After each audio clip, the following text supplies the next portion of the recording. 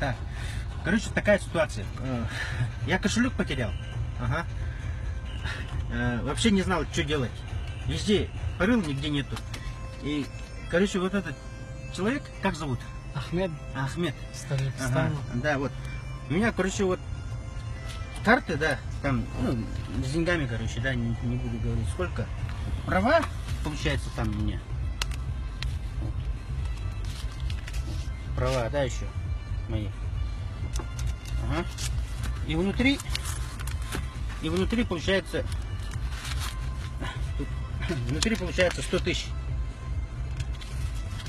5000, да, тут, 1000 там, да, 5000. Ни копейки не взял.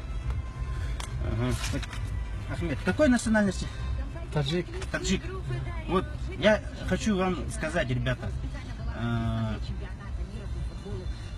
ну, все думают, как, армяне там, то все, как бы, нехороший народ. Не надо обобщать.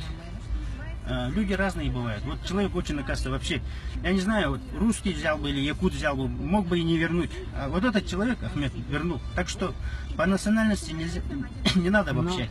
Угу. Спасибо тебе, Ахмед. Давай. Сейчас вознаграждение ему дадим. Спасибо.